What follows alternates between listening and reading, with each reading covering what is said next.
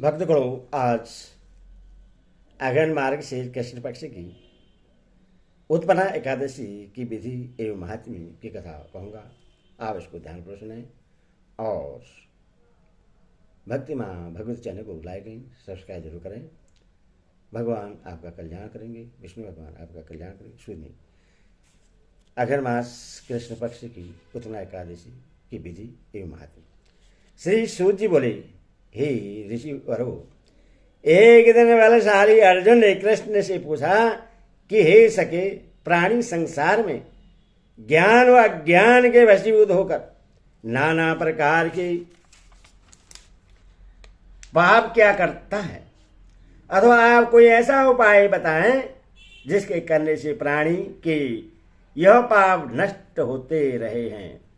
श्री कृष्ण बोले, हे पार्थ, पापी के समस्त पापों को नष्ट करने की क्षमता भगवान श्री हरि का स्मरण करने में है, परंतु प्राणी उनके श्री चरणों में भक्ति पूर्वक चित्त नहीं लगा पाता है। अतः प्राणी को चाहिए कि वह भगवान की प्रिय एकादशी का हर माह व्रत करे। एकादशी का व्रत करने से जीव के समस्त पाप नष्ट हो जाते हैं, उसकी मनोकामनाएं पूर्ण होती हैं और वह स्वर्ग को प्राप्त करता है। अर्जुन ने कहा, हे कृष्ण, आप एकादशी व्रत का वर्णन करें। व्रत की विधि क्या है और इसके करने से क्या फल प्राप्त होते हैं? श्री कृष्ण बोले, हे पार्थ, एकादशी व्रत हेमंत ऋतु के मार्गशीर्ष में कृष्ण पक्ष की उत्पन्न एकादशी से प्रारंभ करने चाहिए।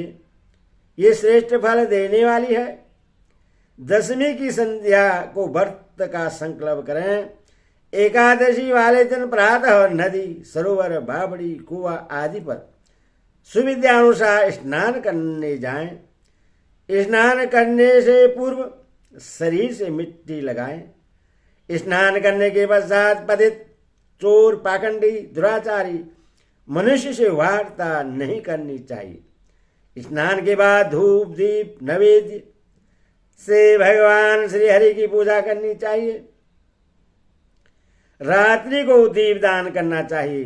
रात्रि में निद्रा और मैथुन को त्याग दें और समय को भजन, सत्संग आदि शुभ कर्मों में व्यतीत करें। शुक्ल और कृष्ण पक्ष की दोनों एकादशियों को सम्मान समझना चाहिए, उनमें भेद मानना उचित नहीं है। इस प्रकार नियमानुसार जो प्राणी एकादशी व्रत धारण करते हैं वे अनंत धन प्राप्त करते हैं, उनको महान पुण्य लाभ होता है। अश्वमेध यज्ञ से 100 गुना फल एकादशी व्रत से मिलता है। 10 उत्तम ब्राह्मणों को भोजन कराने से जो पुण्य लाभ होता है उससे 10 गुना फल एकादशी व्रत से प्राप्त होता है। अन्नदान के बराबर संसार में कोई पुण्य नहीं है। इस दान से स्वर्गीय पीड़ित तृप्त हो जाते हैं। इसका महात्म्य देवता भी वर्णन नहीं कर सकते। निर्जला व्रत करने का आधा फल एक बार भोजन न करने के बराबर होता है। एकादशी व्रत करने पर यज्ञ, दान, तप के फल मिलते हैं। इस व्रत में शंख से जल नहीं पीना चाहिए। मछली, मांस तथा अन्न व्रत में वर्जित है। भगवान के मुख से यह सुनकर अर्जुन बोले, हे भगवान, आपने हर मास की एकादशी व्रत को इतना फलदायक बताया है, उसके विषय में मुझे शंका है। आप कृपा करके मुझे बताइए कि एकादशी अश्विनी मास कृष्ण पक्ष की को इतना महत्व कैसे प्राप्त हुआ तथा इसका नाम क्या है? श्री कृष्ण बोले, हे पार्थ, एकादशी भगवान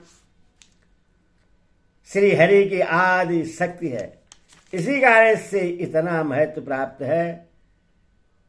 तुम इसकी पुरातन कथा स्मरण करो। उत्पन्ना एकादशी कथा।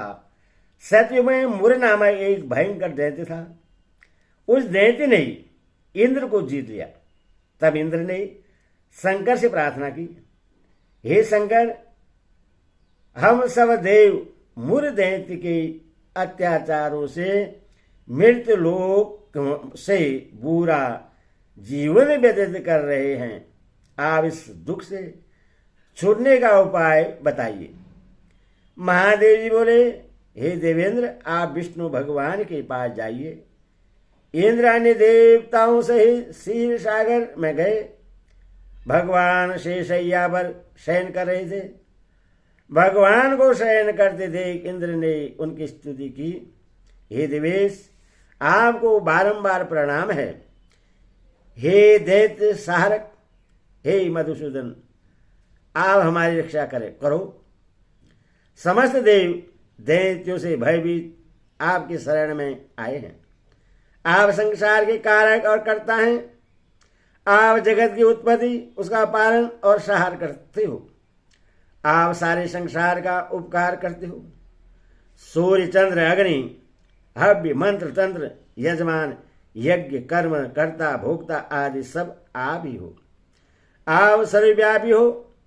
शरण में आए हुए कि आप रक्षा करते हो। अब आप हमारी रक्षा कीजिए। देवताओं की ये करुण वाणी सुनकर श्री भगवान बोले, हे देवताओं, वह कौन सा दैत्य है जिसने तुमको जीत लिया है? इंद्र बोला, हे भगवान, प्राचीन काल में नाड़ी जंग नामक दैत्य था। उसी के पुत्र का नाम मुर है। उसकी राजधानी चंद्रावती है।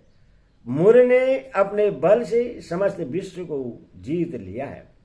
देवताओं को देवलोक से निकाल दिया है। आप उस दैत्य को मारकर देवताओं की रक्षा करो। इंद्र के वचन सुनकर श्री भगवान बोले, हे देवताओं, मैं तुम्हारे शत्रु का संहार करूंगा। आप चंद्रावती नगरी को चलो। जब भगवान देवताओं के पीछे चंद्रावती नगरी पहुंचे, उस समय मुर अनेकों दैत्यों के साथ युद्ध भूमि में गरज रहा था। युद्ध होने पर असंख्य दानव विविध अस्त्र शस्त्रों को धारण कर देवताओं से युद्ध करने लगे। भगवान विष्णु युद्ध क्षेत्र में आ गए और सुदर्शन चक्र से उनके शस्त्रों को नष्ट करने लगे। इस युद्ध में अनेकों दानव मारे गए। दैत्यराज मुर भगवान के साथ युद्ध करता रहा। भगवान मुर को मारने के लिए जिन शस्त्रों का प्रयोग करते, वे सब उसके तेज से नष्ट होकर उस पर पुष्पों के समान गिरने लगे। अनेक शस्त्रों का प्रयोग करने पर भी जब भगवान उससे न जीत सके तो मल युद्ध करने लगे। भगवान उस दैत्य से युद्ध करते रहे, परंतु उससे जीत न सके। अंत में भगवान विश्राम करने की इच्छा से बद्र के आश्रम गए। 48 कोस लंबी और एक द्वार वाली हेमवती गुफा में शयन करने के लिए भगवान घुसे। हे पार्थ, वह दैत्य भी यह देख पीछे चला आया और उन्हें शयन करता देख मारने को तैयार हो गया। उसने सोचा था कि मैं आज अपने चिर शत्रु को मारकर सदैव के लिए निष्कंटक हो जाऊंगा।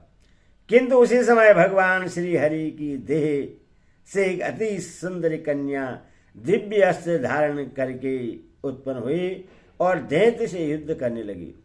वह दैत्य भी उस कन्या से लगातार युद्ध करता रहा। समय बीतने पर उस कन्या ने दैत्य के अस्त्र शस्त्रों को टुकड़े टुकड़े कर दिया और उसका रथ तोड़ दिया। तब दैत्य ने क्रोध करके उससे मल युद्ध करना चाहा। उस कन्या ने उसको धक्का मारकर मूर्छित कर दिया। जब दैत्य मूर्छा से जागा तो उस कन्या ने उसका सिर काट लिया। खंडित सिर वाला वह दैत्य यमलोक को प्राप्त हो गया। शेष दैत्य भयभीत और दुखी होकर पाताल लोक को चले गए। जब भगवान उठे और अपने सामने मरे हुई असुरों को देखा, जगत के पति भगवान नर्मदा पूर्वक हाथ जोड़े खड़ी हुई दिव्य कन्या को अपने सम्मुख देखकर आश्चर्यमय होकर बोले, इस दुष्टात्मा दैत्य को संग्राम में किसने मारा? जिसने गर्धव, इंद्र, मरुदगण सहित सब देवता जीत लिए, जिसने नाग और लोकपालों को खेल से ही जीत लिया, और जिससे हारा हुआ मैं भी डरकर इस गुफा में सो गया था। कन्या बोले, हे प्रभु, मैं आपके ही अंश से पैदा हुई हूं, मैंने ही इस असुर को मारा है। हे हरे, आपको सोते हुए देखकर यह आपको मारने को तैयार हो गया। इस त्रिलोकी के कंटक का ऐसा विचार समझकर इस दुष्ट दैत्य को मैंने मार दिया और देवताओं को निर्भय कर दिया।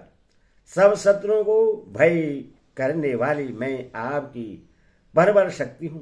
त्रिलोकी की रक्षा करने के लिए भय देने वाले इस दैत्य को मैंने मारा है।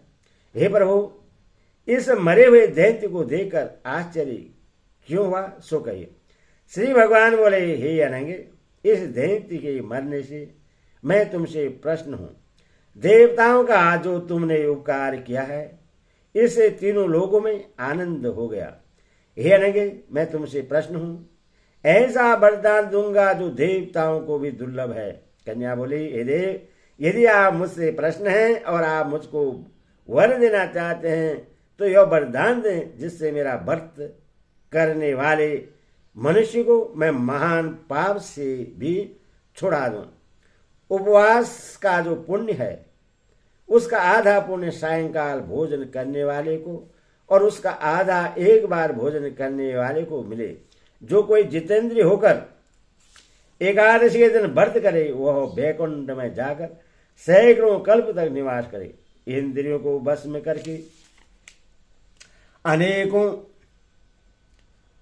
सुखों को भोगे। हे भगवान, मुझे यह वरदान मिले कि जो कोई आज उपवास करे अथवा सायंकाल भोजन करे उसको मोक्ष मिले। भगवान बोले, तथास्तु। ऐसे लोग त्रिलोकी में विख्यात होकर वैकुंठ में वास करेंगे। मेरी परम शक्ति तो एकादशी को उत्पन्न हुई है, इसे तेरा नाम एकादशी होगा। व्रत के सब पापों को नष्ट करके मैं अक्षय स्वर्ग दूंगा।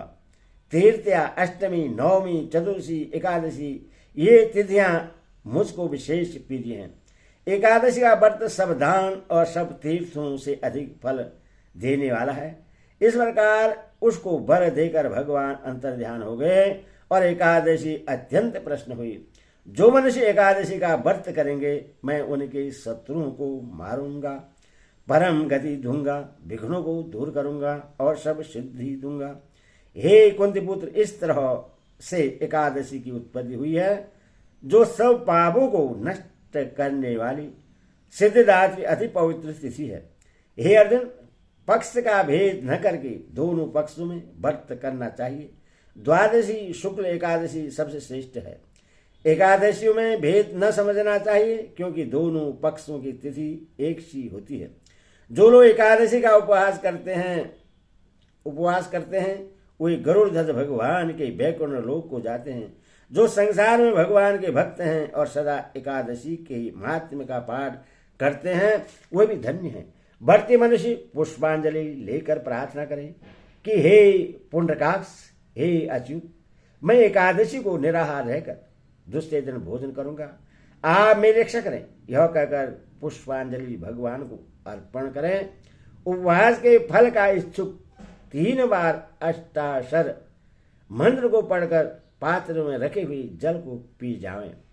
द्वादशी के दिन में सोना, पराया अन्न, दोबारा भोजन, मैथुन, शहद, कांसे के पात्र में भोजन, मांस, तेल, ये 8 चीजें वर्जित हैं। पतित से भाषण करके देह शुद्धि के लिए तुलसी पत्र भक्षण करें। परायण में आंवले का फल खाने से भी शुद्धि हो जाती है। हे राजेंद्र, एकादशी के मध्याह्न से द्वादशी के अरुणोदय तक स्नान, पूजन, दान, होमादि कर्म करना चाहिए। यदि कोई भारी संकट आ जाए तो जल से परायण करके फिर भोजन कर लें तो पुनः भोजन का दोष नहीं होता। जो कोई भक्त भक्त के मुख से सुंदर मंगल देने वाली भगवान की कथा को दिन रात सुनता है, वह कई कल्प तक विष्णु लोक में निवास करता है। एकादशी महात्म्य का जो एक पद ही सुनता है, उसके सब पाप दूर हो जाते हैं। इसमें संदेह नहीं है, विष्णु धर्म के समान कोई सनातन व्रत नहीं है। हरि ओम तत्सत। हरि ओम।